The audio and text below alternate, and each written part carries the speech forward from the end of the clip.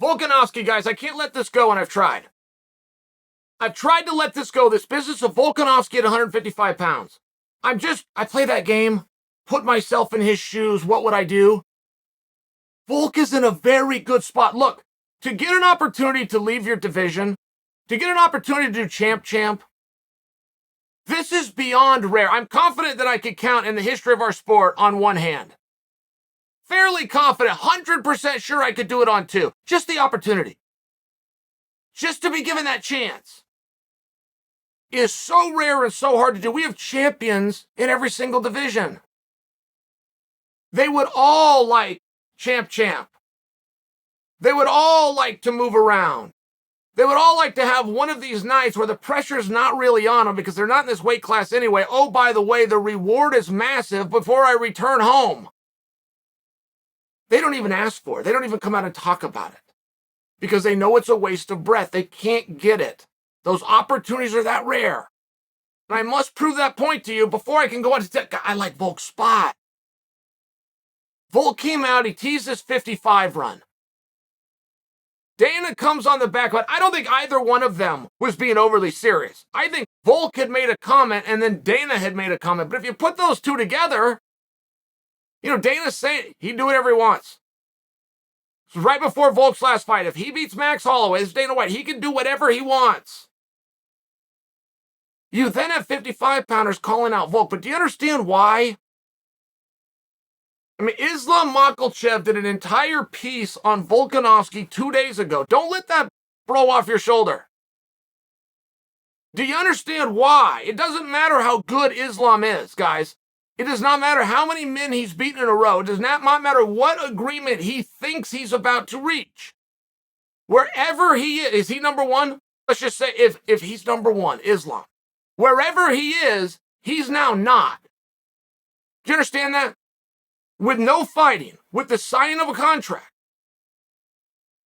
Volkanovski knocks them all down one. So it's an interesting spot if you're in Volk's position, right? Islam and team are coming out talking about the matchup and we throw him down and we beat him up. They're talking about all of these different things, but Volkanovski's response is very simple.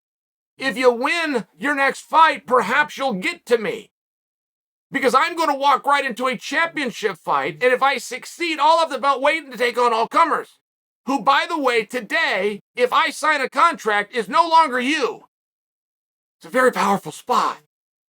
It's one that did get Islam, just by example, but it did get his feathers up. It did make him think a little bit. It did make him start to position.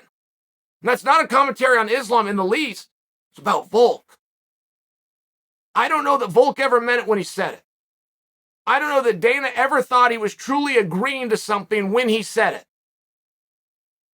But that time is still ticking, right? Yair Rodriguez is under the impression that if he beats Ortega, he becomes the number one contender. If that is true and that is within the plans, it's a guess by me, but I will also guess that Volkanovski will be in attendance.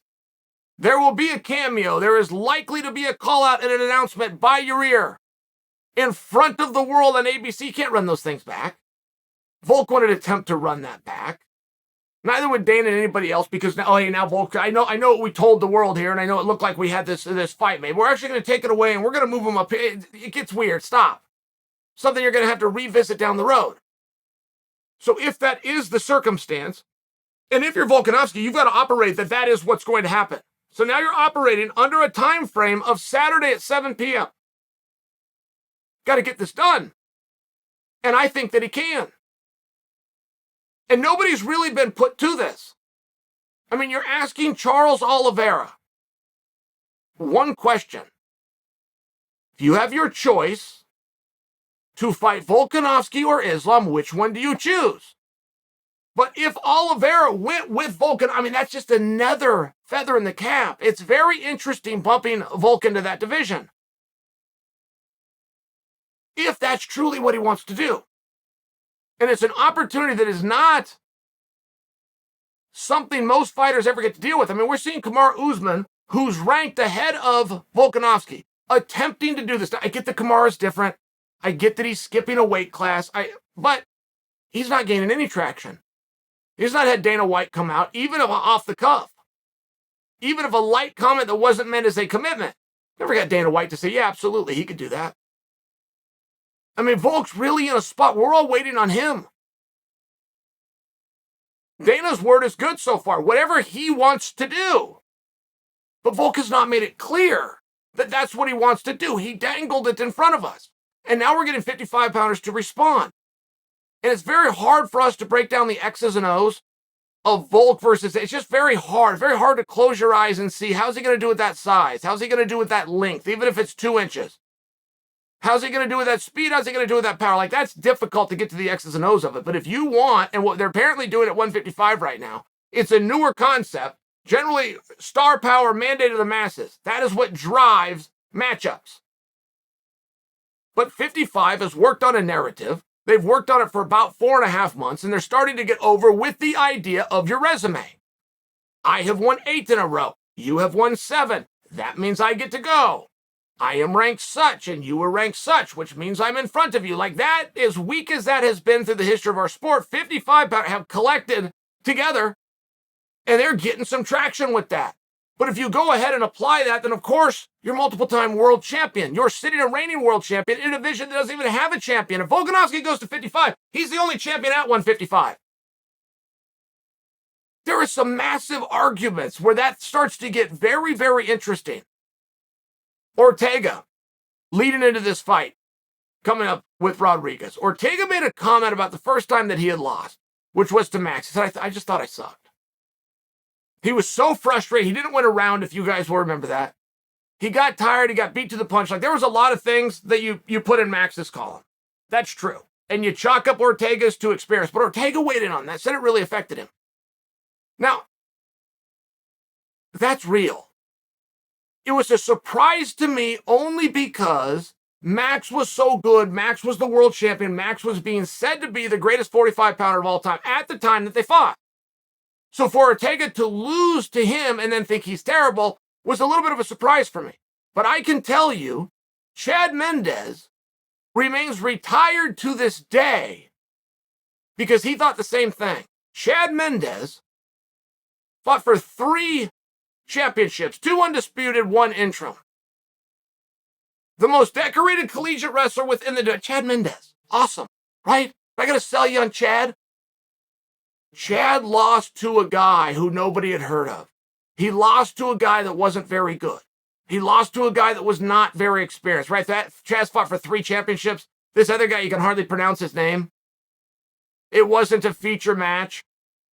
He loses convincingly. Chad went into the hotel that, and I got a call that night that we got to put Chad Mendes back together or he's retiring. He was so disappointed and thought that he'd been confronted with a reality that his time has been passed up when he got beat by this unknown, non-contender, non-featured match guy with a really hard name to pronounce. The name was pronounced Volkanovski, by the way. But the night that Chad lost to Alex Volkanovski when he wasn't supposed to and people didn't know who he was and did not know he was going to go on to be the greatest to have ever done it in that division, Chad got frustrated. Chad has not lost since, by the way, and has competed many times. He has not lost a grappling match since. He's doing bare knuckle by. He hasn't lost since. Chad could walk right back in just by an example, and who knows how far he could go right now. Rusty. But it wasn't how he saw it.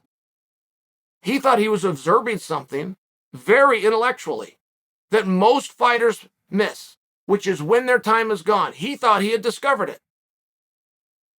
Thought for 3 titles, been a main event, done all sorts of things. I'm lower on the card against an unknown guy who's not very good and whose name is hard to pronounce. I mean, this is the math that Chad did. I got a phone call. This is exactly the math that he did. How's Chad looking at that now? I mean, he gave Volkanovski one of Volkanovski's hardest fights. At that time, Volk said it was his absolute hardest fight. I'm assuming the Ortega fight has taken that place. He's got into 5-round out. I'm just assuming Chad is no longer his hardest fight, but Volkanovski said that he was. So you see how you got to look back on things? You see why you never want to get down? See why you got to stay positive? You can see why you got to use things as learning experiences? You got to be careful what you let into your bubble. Ortega dealt with it, came out the other side. Now he's got a whole new challenge. Mendes dealt with it, came out the other side. Now he's over bare knuckle boxing with whole new challenges. But it's one of these things. If you stop, if you give up, you might look back. And a lot of matches, including your losses, are like a fine wine, where they look better and better, and they look very different with time.